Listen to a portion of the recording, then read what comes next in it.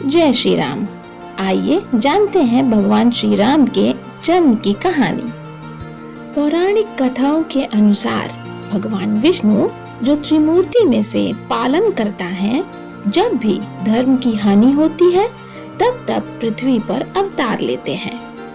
ऐसा माना जाता है कि उन्होंने 10 प्रमुख अवतार लिए, जिसमें 7वां अवतार भगवान श्री राम का था, जो त्रेता युग में हुआ था। एक दिन माता पार्वती ने भगवान शिव से भगवान राम के जन्म का कारण पूछा। इसके उत्तर में भगवान शिव ने उन्हें एक कथा सुनाई। त्रेता युग में 3 पुण्यात्मा ऋषि भानु प्रताप, अरिमर्दन और धर्मरुचि थे। उन्होंने कठोर तपस्या की और भगवान ब्रह्मा को प्रसन्न किया, और ब्रह्मा जी ने प्रसन्न होकर उन्हें वरदान दिए। रावण यानी भानु प्रताप ने ऐसा वरदान मांगा कि उसे मनुष्यों और वानरों के अलावा कोई भी न मार सके। कुंभकर्ण यानी अरिमर्दन जब वरदान मांगने लगा, तब देवी सरस्वती ने उसकी वाणी को बदल दिया, जिससे वह अमरता के स्थान पर 6 महीने की नींद का वरदान मांग बैठा। और विभीषण यानी धर्मरुचि ने ईश्वर के चरणों में अटल भक्ति और निर्मल प्रेम का वरदान मांगा। ब्रह्मा जी ने तीनों को उनके वरदान दे दिए। रावण ने अपने वरदान का दुरुपयोग किया और पृथ्वी पर अत्याचार फैलाने लगा।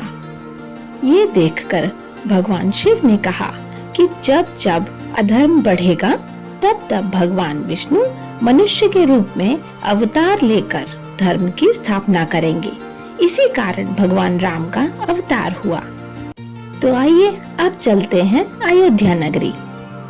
अयोध्या में राजा दशरथ और रानी कौशल्या की एक बेटी थी, जिसका नाम शांता था। उसका विवाह ऋषि श्रृंग से हुआ था। पर राजा दशरथ चिंतित थे। वे परेशान थे कि उनके बाद उनकी प्रजा का ध्यान कौन रखेगा।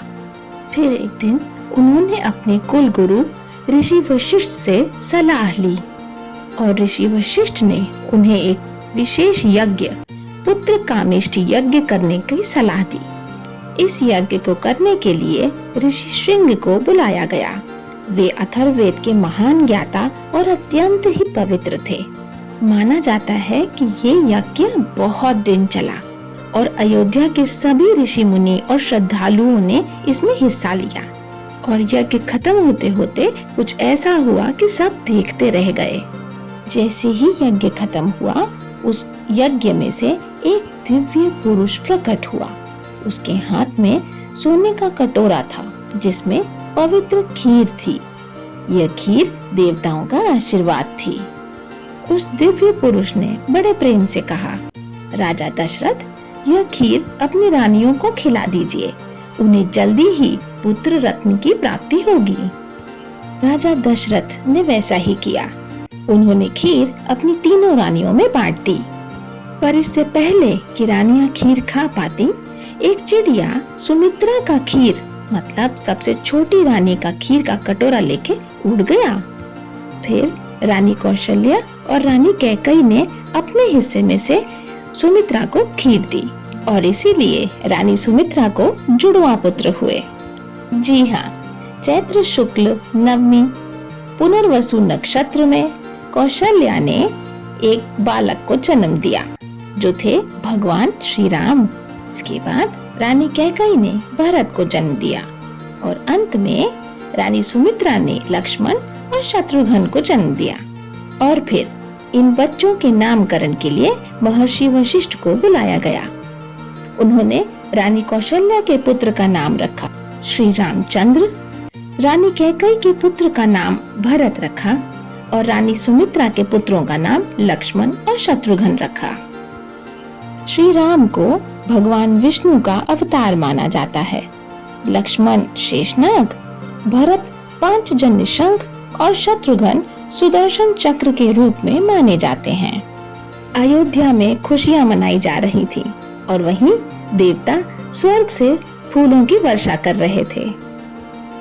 लोग आज भी भगवान राम के जन्म को बड़ी धूमधाम से मनाते हैं।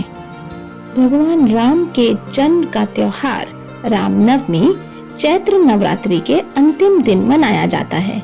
इस दिन भक्त व्रत रखते हैं, श्री राम की जन्म कथा का पाठ करते हैं और भजन कीर्तन करते हैं।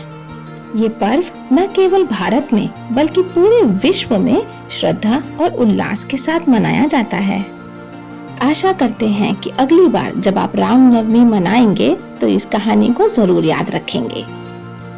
हम आपसे मिलते हैं अगली कहानी में। तब तक जपते रहिए। जय श्री राम।